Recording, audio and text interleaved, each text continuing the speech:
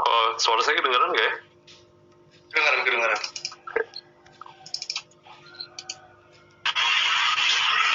Halo Andra, Halo. kabar? Baik. Alhamdulillah. Jam berapa di sana Andra? Jam 9, Pak. 9 pagi. Ini udah mau maghrib sini mah, baru habis asar mah di sini. Cuaca gimana Andra? Aman. Lagi udah Mana ya? Gak ekstrim ya. aman. Pandemi? Ya gitu-gitu aja lah, sama. Ya hati-hati aja di sana ya. Bentar lagi kita mulai ya. Siap. Halo Pak, halo Arasti. Hey, halo, long time no see. Ya, sangat lama.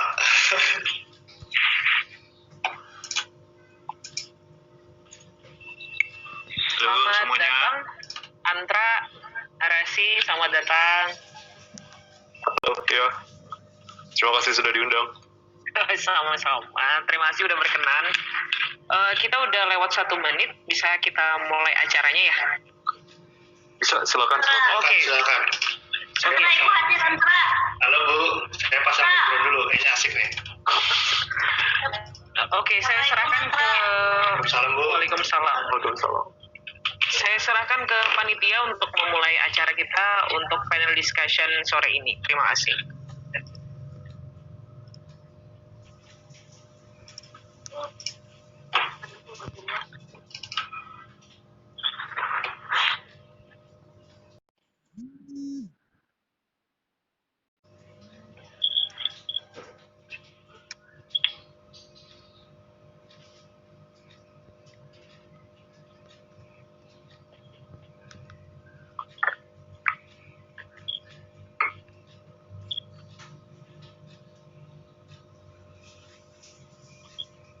Ya, Assalamualaikum warahmatullahi wabarakatuh. Waalaikumsalam. Selamat sore di belahan Indonesia. Selamat pagi di belahan Eropa. Pada sore hari ini kita akan melaksanakan acara panel discussion College in Europe. Adapun saya selaku moderator sekaligus pembawa acara informal pada sore hari ini, saya ucapkan dulu selamat datang untuk Ketua Jurusan Program Studi Pendidikan IPS, Bapak Dr. Syahrudin MA. Selamat datang, Bapak. Selamat datang pula kepada Koordinator Program Studi Pendidikan IPS, Profesor Dr. Ersis Warman Syah Abbas, MPD. Selamat datang. Saya ucapkan juga selamat datang untuk dosen-dosen lingkungan ULM. Ada Pak Sujatmiko, ada Pak Kris Dianto, dan yang tidak bisa saya sebutkan satu-satu karena peserta sekarang sudah up to 100 lebih and still counting. Seterusnya, oke, saya akan bacakan susunan acara kita pada sore hari ini. Pertama-tama, pembukaan. Yang kedua adalah mendengarkan lagu Indonesia Raya. Yang ketiga, kita akan mendengarkan sambutan dari Ketua Jurusan IPS FKIP Universitas Lambung Mangkurat dan Koordinator Program Studi Pendidikan IPS.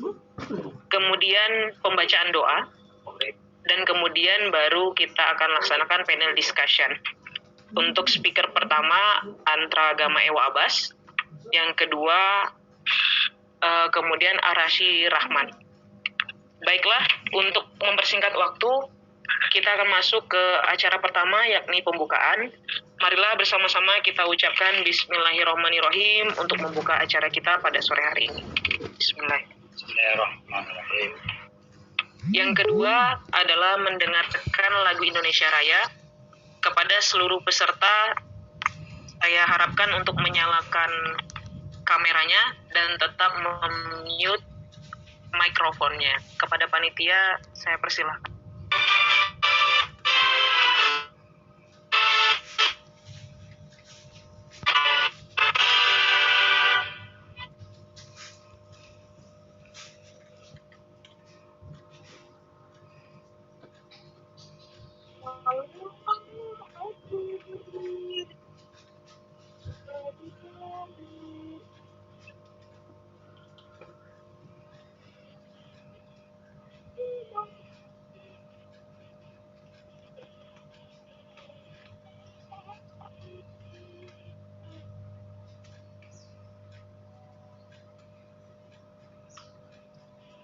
Kita bersama.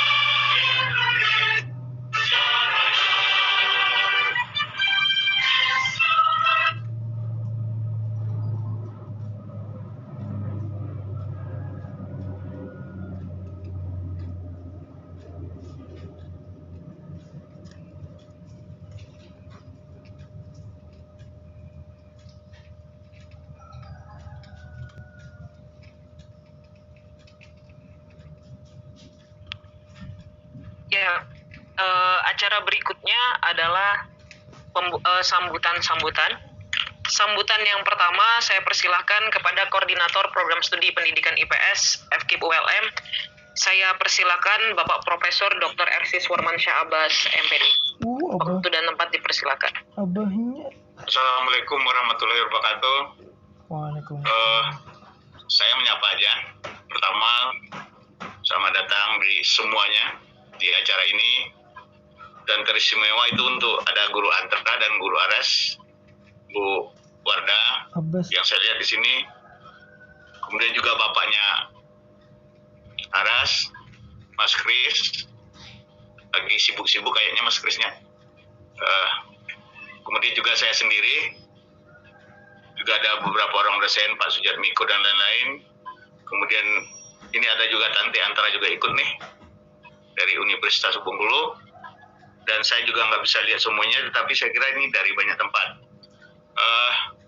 Saya tidak panjang-panjang. Ini sebenarnya untuk memotivasi mahasiswa supaya bersemangat kuliahnya. Sekarang jangan lagi menjadi jago kandang, kira-kira begitu pesannya. Apalagi menjadi beban kandang. Jadi kita coba bersaing di tingkat yang lebih luas. Saya pendek-pendek saja, dan untuk segala satunya diserahkan kepada Dr. Sahrudin. Demikian saja. Assalamualaikum warahmatullahi wabarakatuh. Waalaikumsalam warahmatullahi wabarakatuh. Terima kasih banyak Prof. Ersis. Berikutnya saya persilakan untuk sambutan sekaligus membuka acara kita pada sore hari ini. Saya persilakan Ketua Jurusan Pendidikan Ilmu Pengetahuan Sosial FKIP Universitas Lambung Mangkurat, Bapak Dr. Syahrudin MA. Ya. Assalamualaikum warahmatullahi wabarakatuh. Selamat pagi di UK ya, dan selamat sore di Indonesia. Salam sejahtera untuk kita semua. Pertama-tama mari kita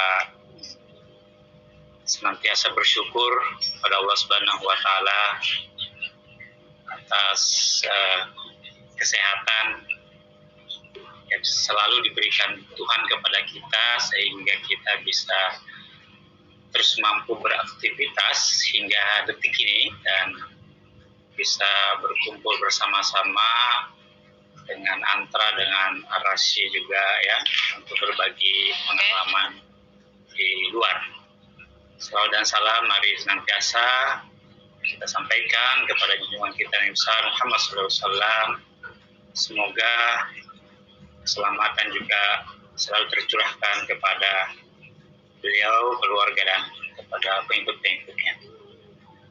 Yang saya hormati pelaksana dari kegiatan ini, Ketua Prodi Pendidikan IPS FKIP UNLAM,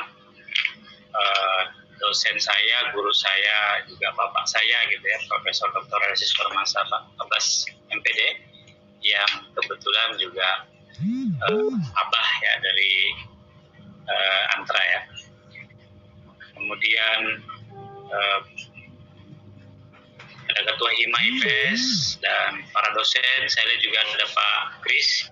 Saya baru tahu kalau Pak Kris juga anak dari Muhammad Rasya Rahman. Yang saya tahu dulu anak-anaknya Pak Kris itu aktif di Sorinji Kempo di museum Pak Kris ya.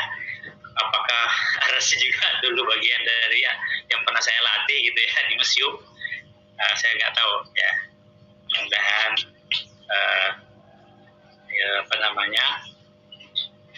semuanya sehat ya. Kemudian kepada seluruh peserta, dan saya dengar tadi ada guru Antra dan saya nggak tahu apakah juga ada gurunya Arasi yang akan hadir. Ini hari guru sangat istimewa saya kira. Ini hari guru nasional dan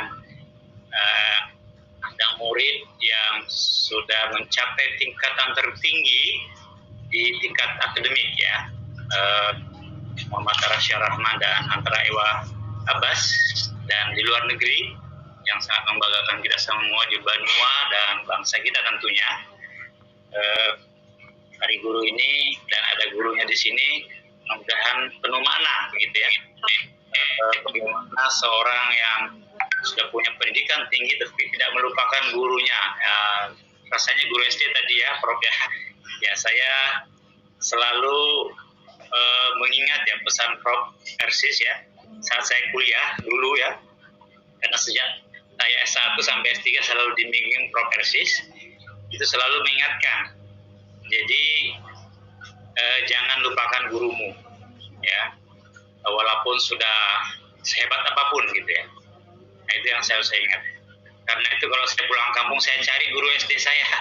Kalau guru SMA sih masih mending gitu ya, artinya sudah yang guru SD yang mengajari kita membaca, menghitung, kita datangi mereka. Itulah bentuk penghargaan kita kepada mereka. Dan ya, saya baru mendengar ceramah tadi, orang yang menghargai guru itu ilmunya berkah, hidupnya berkah. Jadi saya sampaikan di sini semua kepada seluruh mahasiswa, seluruh peserta, hargai guru, dosen, karena ilmu yang kalian terima insya Allah akan jadi berkah.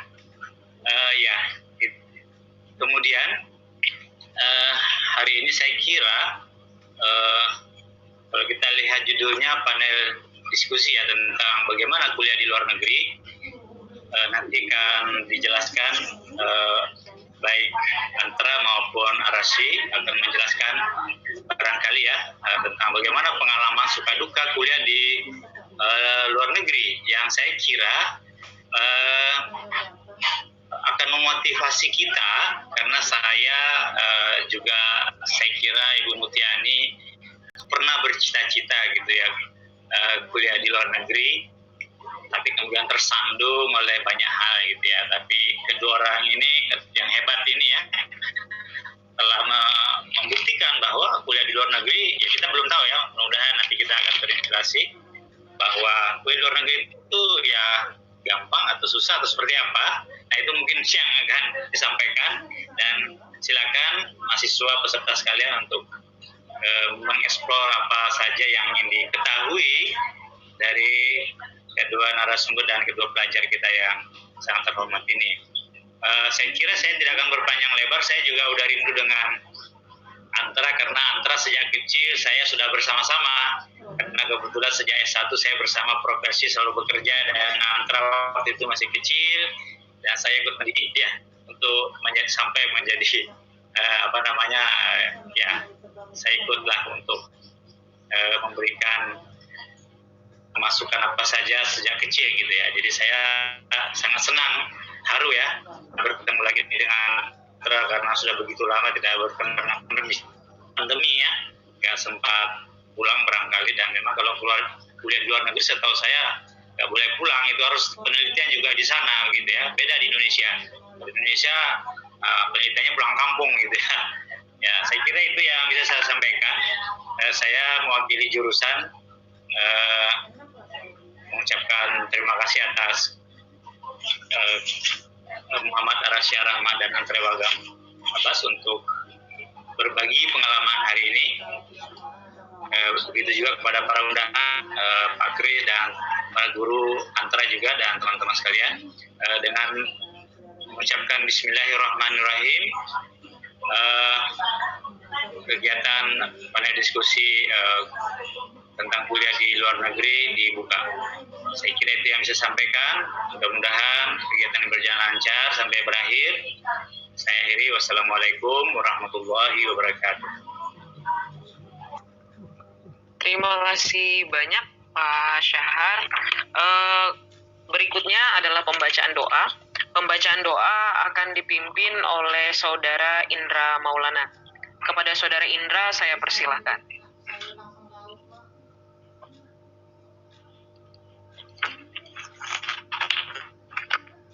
Assalamualaikum warahmatullahi wabarakatuh. Selamat sore kepada seluruh peserta dan selamat pagi kepada kedua narasumber dan salam sejahtera bagi kita semua. Sebelum memulai acara ini, marilah kita tundukkan kepala, hati, dan jiwa kita kepada Allah Sang Rabb, Sang Malik, dan memohon keriduannya agar kegiatan hari ini diberkahi dan bisa berjalan dengan lancar. Marilah kita berdoa menurut agama dan keyakinan kita masing-masing. Bagi yang beragama Islam, doa akan saya pimpin. Bagi yang non-muslim, silahkan menyelesaikan. Marilah kita awali doa ini dengan membaca Ummul Quran, surah Al-Fatihah.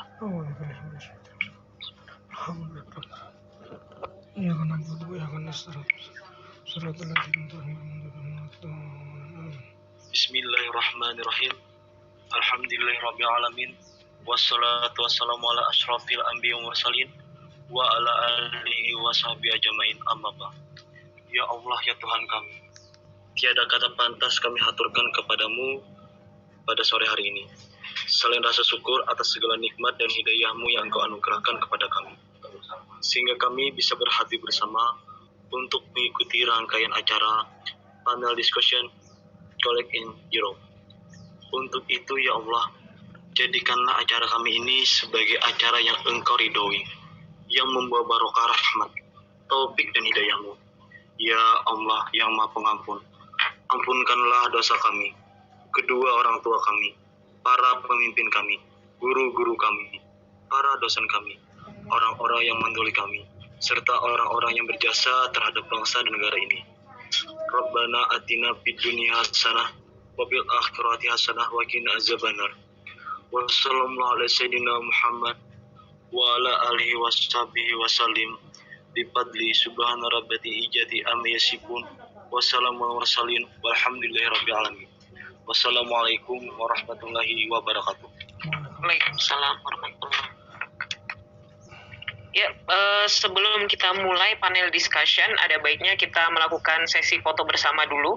Kepada seluruh peserta, saya mintakan untuk menyalakan kameranya dan tetap kondisi mikrofonnya dalam kondisi dibisukan. Saya persilakan Pak Dimas untuk memandu kita untuk foto bersama. Terima kasih untuk waktunya yang setelah diberikan kepada saya.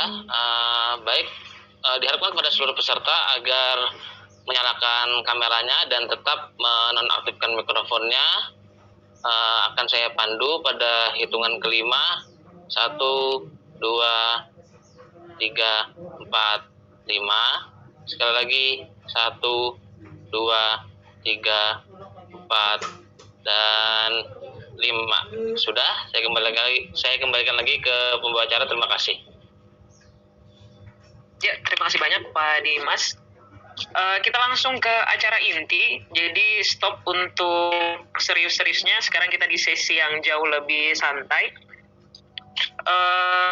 Di sini saya punya panelis ya. Jadi narasumber kita ini adalah 2 orang yang luar biasa. Jadi Putra Banua. Keduanya berasal dari Banjarbaru. Saya perkenalkan dulu profil masing-masing panelis kita pada sore hari ini. Saya persilahkan dulu untuk ditampilkan profil dari Antragama Ewa Abbas STMSC.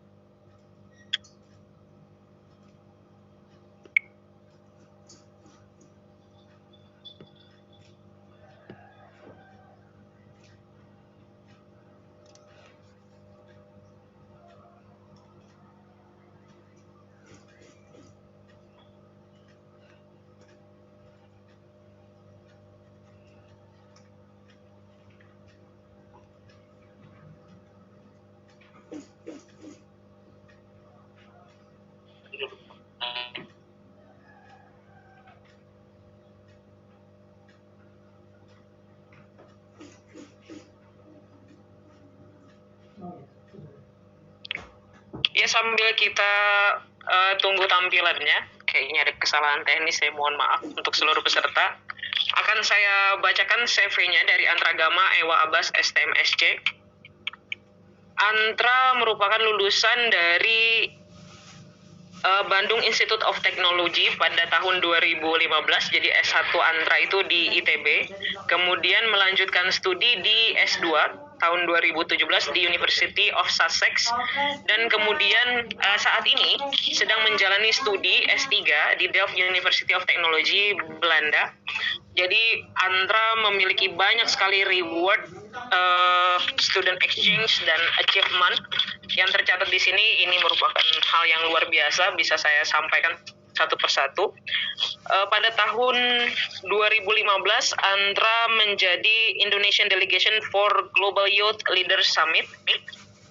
Kemudian menjadi Indonesian Delegation for Asian University Student Assembly pada tahun 2015 di Thailand. Kemudian Top 10 Business Plan Competition di ITB pada tahun 2014. Berikutnya The Most Complete Male Participant of Persiapan Keberangkatan Batch 51 LPDP di tahun 2016. Kemudian menjadi The Best Participant of Final Project Exhibition and Competition di ITB pada tahun 2015, dan menjadi pengembang Ikatan Alumni Informatika IIF ITB Scholarship pada tahun 2013 sampai 2014. Jadi ini kita sudah dapat gambaran di sini. Antra, foto-foto dari Antra. Kita say hi ke Antra. Antra bisa dinyalakan mic-nya. Ya, halo. Halo Antra.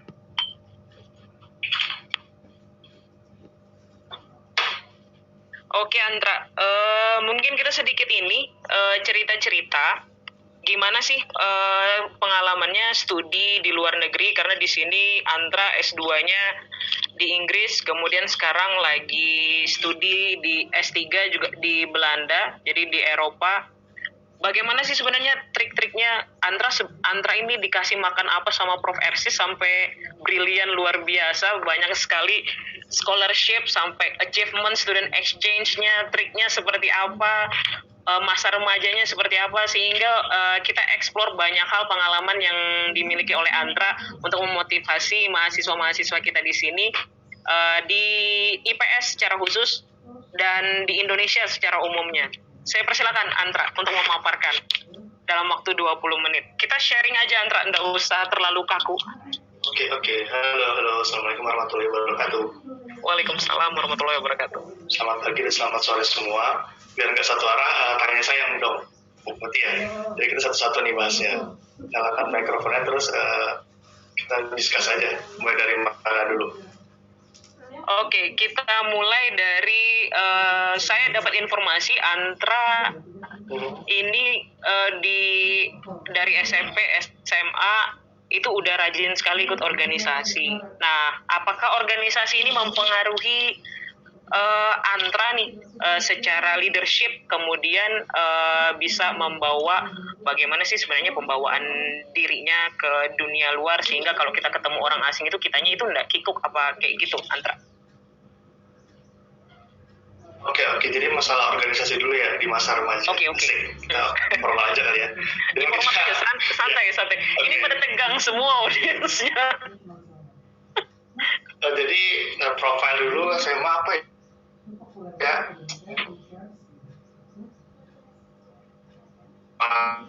Jadi kalau narasi selalu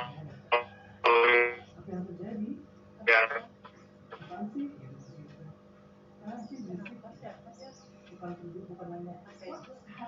satu lah dibabat semua gitu kan dari SD sampai SMA mungkin ya masuk ya organisasi mungkin tertutupi lah keterbatasan akademik di bagian yang ya soft gitu lah ketemu orang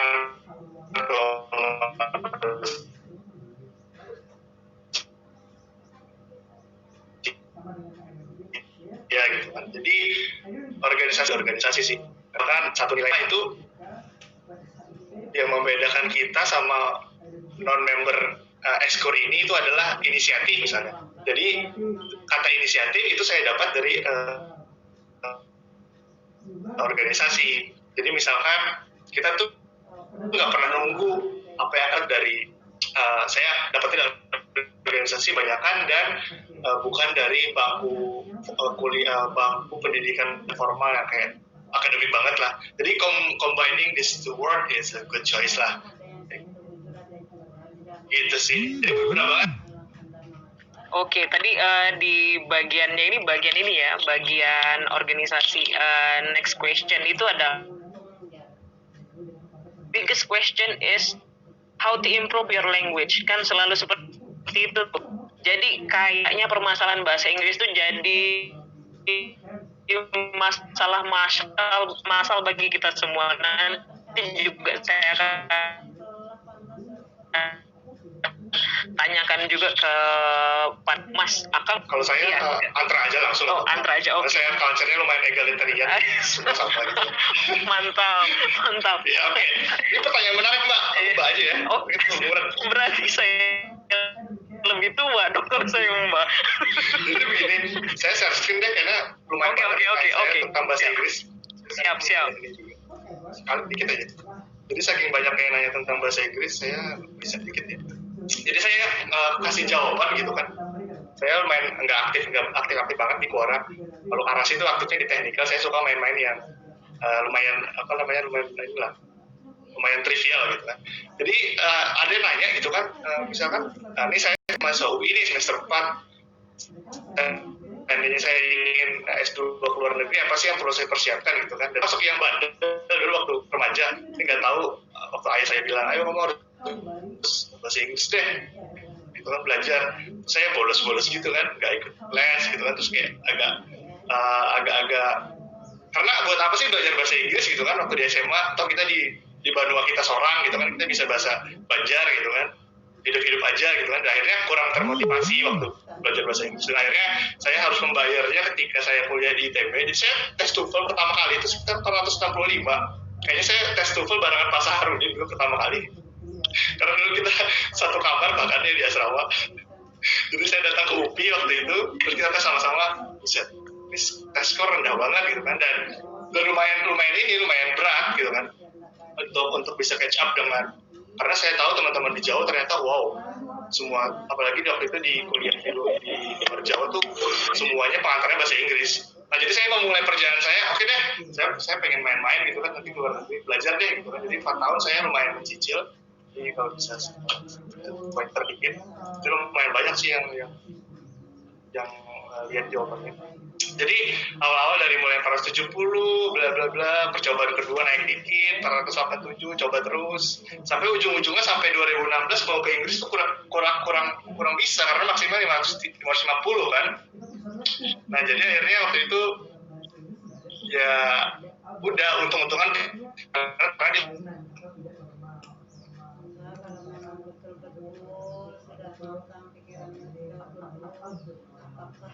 untuk bisa menang. Jadi lebih cowboy waktu itu, jadi saya coba akhirnya dapat 6,5. Jadi memang bahasa Inggris itu teman kita yang di Banjarmasin kayaknya memang problem deh. Entah kenapa masa remaja saya tidak dihabiskan untuk belajar bahasa Inggris. Jadi itu salah satu yang saya point out ya. Tapi selama ada kemauan, insya Allah bisa. Jadi intinya, karena waktu itu saya juga sempat ke Pare, belajar juga nggak banyak sih, di Pare cuma 2 minggu. Tapi lagi-lagi Biu sih yang dapat. Jadi kayak sebenarnya yang bahasa Inggris cukup. Jadi selama kita membiasakan diri, kita akan bisa.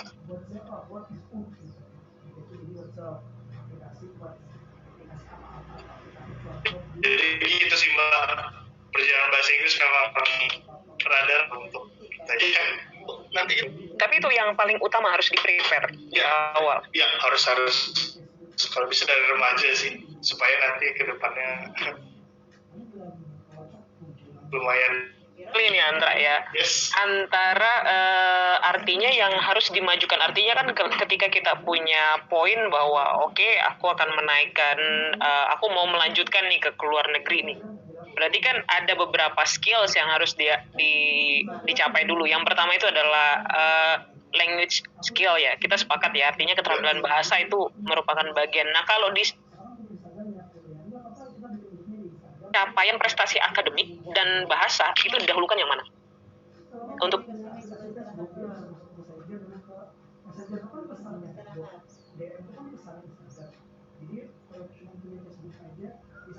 Maksudnya itu gitu, kayak kita butuh makan nasi sama makan apa gitu kan.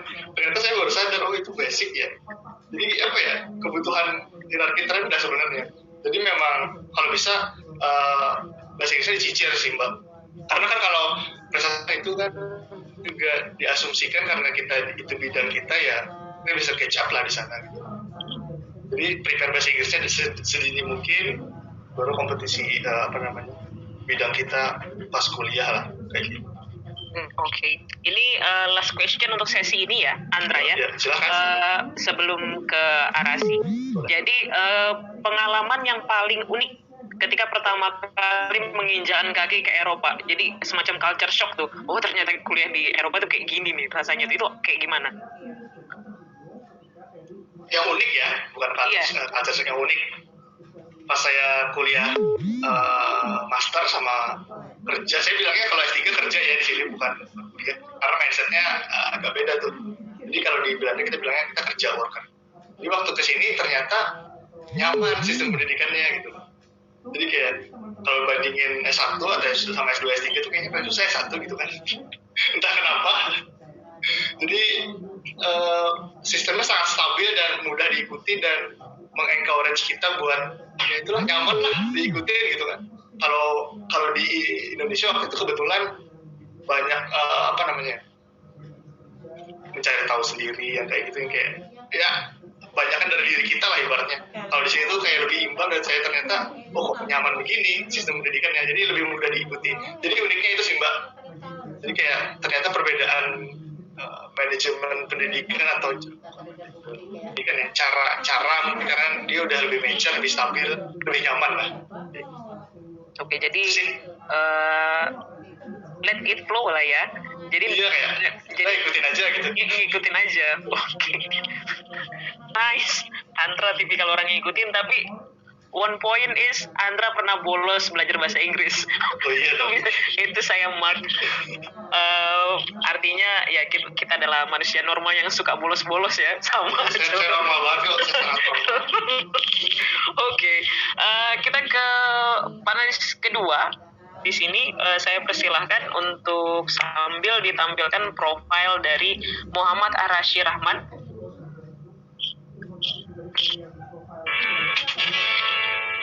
Ya, Muhammad Arasy Rahman lahir di Banjarbaru 22 Desember 1993. Jadi Arasy ini S1-nya itu di Universitas Indonesia. Kemudian melanjutkan S2-nya di Master of Science in Data Science itu di University of Edinburgh. Adapun scholarship yang dicapai oleh Arasy ini juga tidak kalah dari panelis pertama. merupakan Samsung Indonesia Scholarship di tahun 2012, kemudian Indonesian Endowment Fund for Education Scholarship tahun 2016, Informatic Class Prize for Top Performance di tahun 2017, kemudian Edinburgh Enlightenment Scholarship Teaching Track tahun 2018, kemudian fourth place in Huawei UK Autonomous Recycle Challenge di tahun 2020. Kemudian langsung saja kita discuss dengan Arashi. Hai. Halo. Arashi. Ini saya manggilnya gimana? Arashi atau Ram? Arashi. Aras atau Aras. Aras. Iya. Oke. Gimana kabarnya, Aras? Baik. Masih melanjutkan riset. Biasa. Oh, masih melanjutkan riset. Oke, luar biasa. Iya. Saya sore ini adalah orang yang paling beruntung karena bercakap langsung sebagai seorang moderator di sore hari ini. Mungkin pertanyaan pertama sebagaimana saya sampaikan tadi sama dengan Andra, bagi Aras itu bahasa itu seperti apa? Jadi kalau kita memang harus sadar ya, bahasa itu adalah kebutuhan pokok. Jadi kalau di Aras itu prepare bahasanya di usia berapa? Atau di level sudah SMP udah lihai expert atau kayak gimana? Iya, jadi kalau saya agak berbeda karena memang saya beruntung karena bapak saya dulu S3-nya di Australia, kemudian satu keluarga dibawa ke Australia waktu itu. Jadi waktu itu saya dari SD udah sekolah di English speaking country, jadi bahasa Inggrisnya jadi lebih mudah. Kemudian saya sebenarnya pulang itu waktu pertengahan SD, mungkin kelas 2, kelas 3. Jadi saya di Australia itu cuma dari kelas 1 sampai kelas 3. Tapi beruntungnya memang saya karena saya dari luar negeri waktu itu, sama guru-guru saya diajak ikut lomba-lomba bahasa Inggris. Kemudian saya jadi tetap memakai bahasa Inggris itu di kehidupan sehari-hari. Terus pas SMP juga saya ikut lomba-lomba bahasa Inggris. Kemudian mungkin pas SMA saya pindah waktu saya ikut tim debat bahasa Inggris SMA saya. Terus kita juga sudah menang sampai provinsi, nasional juga. Jadi saya masih tetap memakai bahasa Inggris secara rutin. Kemudian waktu kuliah juga saya ikut komunitas debat di UI juga, walaupun cuma untuk tahun pertama waktu itu. Cukup beruntung karena saya terus menggunakan bahasa Inggris, jadi ya. Oke. Ini kalau boleh nanya, Aras pernah homesick nggak selama menjalani studi di S2 sekarang sekarang doctoral student lagi nerusin? Saya sebenarnya tidak pernah terlalu homesick. Yang ada paling mungkin stres untuk akademis, tapi untuk homesick secara spesifik sebenarnya tidak. Soalnya saya memang menyukai Edinburgh, jadi saya suka tinggal di sini, dan menurut saya itu lebih nyaman dibanding. Tapi mungkin kalau misalkan untuk Banjar, saya kadang ya pengen pulang juga kadang-kadang. Masakannya terutama kan makanan itu agak beda dengan makanan Inggris. Makanan Inggris itu nggak ada bumbu-bumbunya, nggak ada rempah-rempah ya.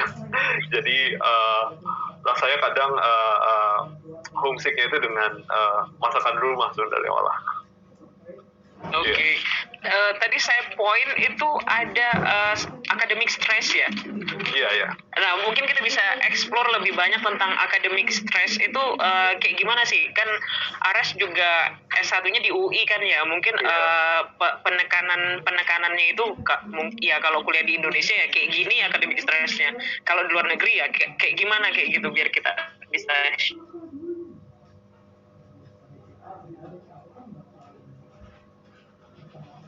skema penilaian yang berbeda antara Indonesia dan UK. Jadi kalau Indonesia itu skema penilaiannya itu mirip seperti skema penilaian di US.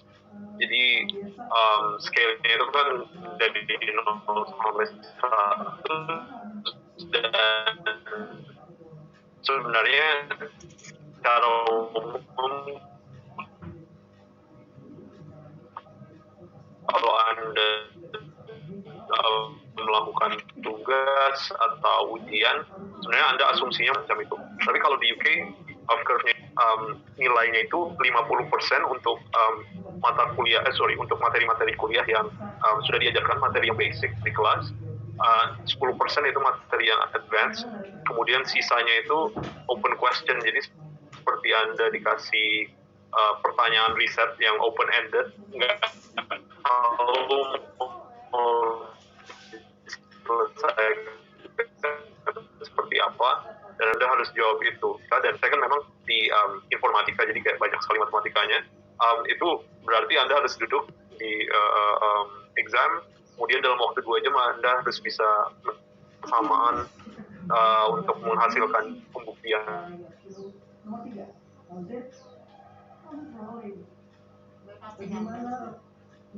Dan itu sebenarnya membuat banyak orang stres, terutama orang-orang yang berasal dari luar UK.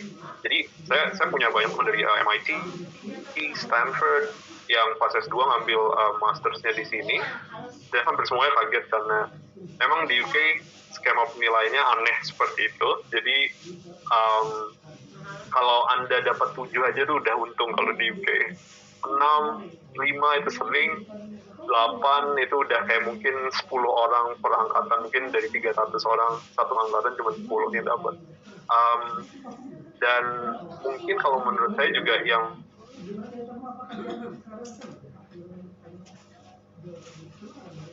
evaluasinya itu benar-benar exam centric. Jadi ujiannya cuma 1 di akhir semester, dan itu kontribusinya sekitar 70-80% ke nilai akhir. Jadi Anda harus benar-benar kuat mental, datang di hari H, kemudian semoga bisa membuktikan persamaan-persamaan yang dikasih waktu ujian. Jadi itu kayak agak-agak intimidating sih waktu itu. Pernah nggak nemuin soal, ini pertanyaan bocah sih, pernah nggak sih nemuin soal yang kita nggak diajarin sama sekali, terus tiba-tiba keluar soal yang kayak gitu? Itu sering sekali. Yang 40% yang saya katakan tadi yang sulit sekali itu justru yang nggak tahu mau menyelesaikannya bagaimana. Yang kan kalau misalkan di menyelesaikan matematika kan ada beberapa soal nih, ada soal yang ya itu kan gampang, tapi ada soal yang rumusnya nggak jelas, atau bahkan rumusnya ini harus bisa, rumus yang diajarin itu harus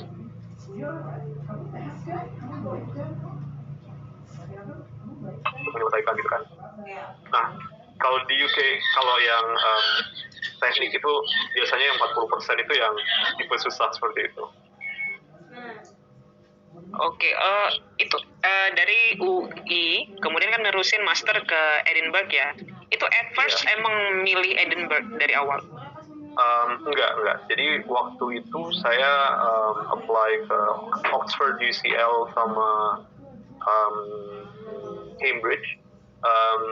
Tapi waktu itu memang saya tidak punya strategi tertentu.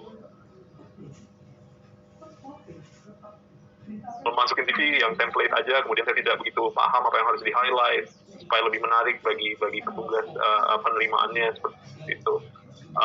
Dan saya juga bikin jadi kayak ya seadanya aja lah, waktu itu kan belum tahu trik-triknya. Terus dari pas itu ditolak, jadi bisa belajar. Jadi saya diskusi dengan teman-teman.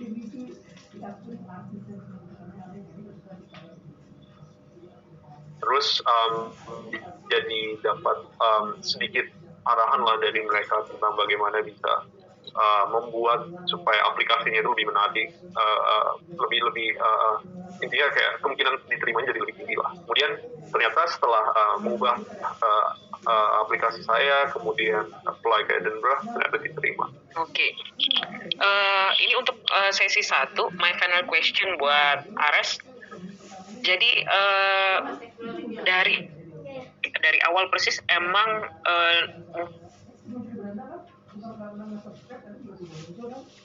pernah nggak sih emang mengimajinasikan saya mau keluar negeri gitu buat lanjutin studi? Karena kan ya kalau katakanlah di Indonesia juga banyak ya kampus-kampus bonafit, Aras dari UI, Andra dari ITB, kemudian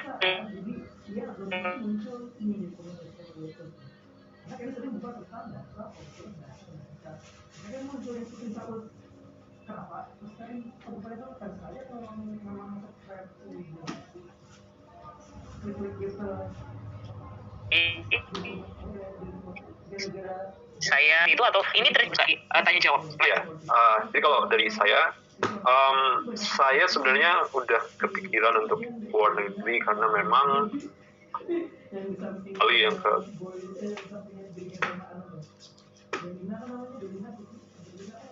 saya waktu S1 secara akademik itu ya tidak berbeda jauh dengan mereka. Kemudian mereka juga setelah keluar negeri cerita-cerita bahwa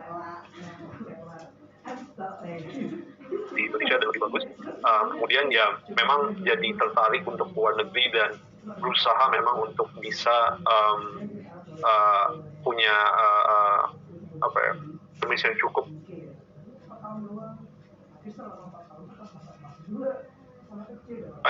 Jadi mungkin dari tahun kedua atau ketiga itu sudah kepikiran untuk keluar negeri. Oke. Thank you, Aras.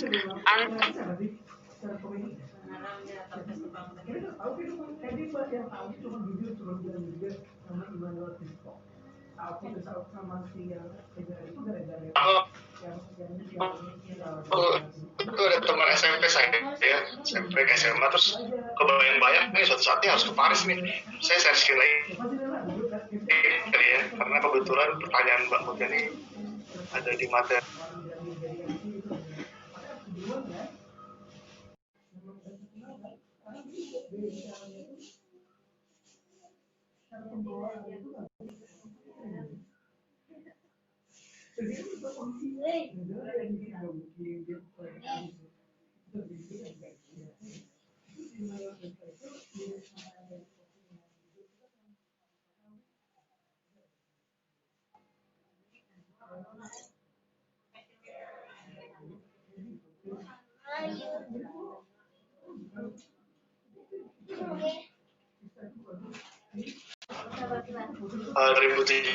Saya sampai itu masih sendiri sih waktu itu, kurang pas ke Paris ya. Cuman ya duduk sendiri dan bisa mencapai mimpi itu ternyata sangat menyenangkan seperti itu. Jadi saya nggak by design banget sih, saya cuma punya high level goal. Suatu saat saya bakal kesini, caranya entah dipikirkan nanti. Dan akhirnya kesampaian dan itu menyenangkan. Itu dari sisi hasrat. Tapi kalau dari sisi akademik, kayaknya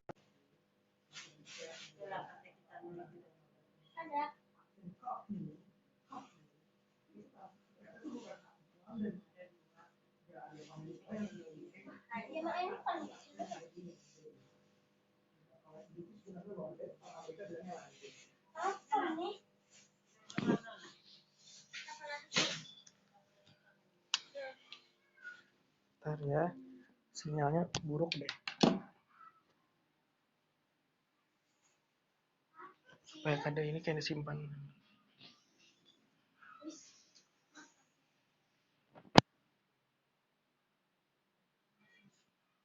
Ya, putus kan? Jadi Cockney itu salah satu aksen yang dipakai di London, bukan di Inggrisnya. Dan kebetulan si Putri Salju itu pakai yang Cockney tadi. Karena banyak pendatang juga sebenarnya di London itu. London versi Amerika, London versi... Tadi Indra raise hand. Indra, saya persilakan. Wait. Indra. Dinyala. Aduh, sinyalnya.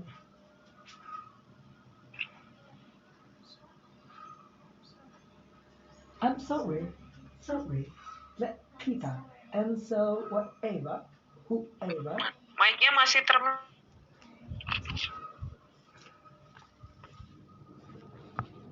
warahmatullahi wabarakatuh. Ya, terima kasih kepada Bu Mutia.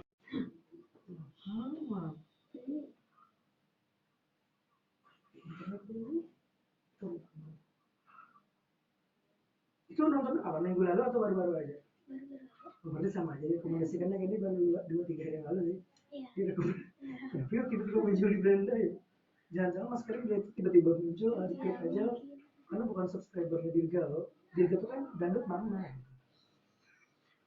Ini salut sama Dirga karena suaranya bagus dan kalau kontennya nggak suka apalagi si Uus tuh dia bagus kontennya Candy suka kayak nontonnya sampai habis tapi kayak ada kayak di like dan subscribe kenapa setiap kali di konten itu selalu ada botol miras 2 buting di depan dan di depan si bintang tamunya jadi kayak yang bersama ini ya memang sengaja putar totoan namanya Firdaus di depannya ada 2 miras sama ceweknya yang seksi banget kayak you can see gitu membahas tentang bahasa Korea yang bahasanya tapi yang bahasa kotor bahasa-bahasa yang umpatan bahasa-bahasa dewasa bahasa-bahasa yang seksi gitu jadi kayak terkadang seru materinya karena beberapa bahasa tapi kontennya enggak banget visualnya enggak banget isinya juga enggak banget tapi kalau materinya bagus ya kamu tuh kayak habis cuma dengan like apalagi subscribe enggak banget karena muncul ada bahasanya gitu bahasa ini gitu aja bahasa Korea pemula cara cepat dalam 1 jam gitu itu lebih seru di bahasanya doang selebihnya ada bagus karena tampilannya ada 2 botol miras depan mejanya sama gelas cewek yang pensi aduh matanya ya benar sih belajar tuh kalau memandang siapa tapi kan di video dan beberapa view banyak yang like tapi ada juga yang dislike tapi enggak begitu banyak perbandingannya karena banyak yang dislike juga dari awal kontroversi kan tuh artis karena dari awal dia yang kata-katanya yang artis yang ini kan yang masalah Islam lah masalah kata-kata kotor lah itu kontroversi juga dia yang sama kayak Nikita Mirzani dan lain-lain jadi aku muncul di trending topik tapi kalau kayak klik di trending topik lagi trending topik dong dibuka ini kita penasaran dari orang-orang yang udah muncul kalau buka kita kalau dibuka makin trending no gitu baca komenan jangan baca komenan itu tanpa membuka lah kalau dipanggilnya Allah gitu yang orang-orang jadi di balik long time no see tadi masuk kamar dulu long time no see shut up bukan shut up karena Amerika shut up dengan water shut up kayak ada D-nya gitu kalau British bener-bener shut up keren suka cuma susah nggak ini I'm sorry karena yang aku bagian lela juga tapi banyak di kolom komentar tuh bacot kalian tuh nggak teratur ya orang beri kesempatan sampai habis dulu tuh dari awal ngomong baru disela gitu jangan nyela baru ngomong ya disela tapi bilang terus kan disela ya sama dari awal waktu di menit-menit awal tuh gue belum selesai ngomong disela gitu udah tuh kan lupa jadi ada di awal tuh oh iya sorry ya si Immanuel Kristonya sama Dirga bilang guru ini waktu ini ya sebelum bahas Thailand gitu itu dia pertama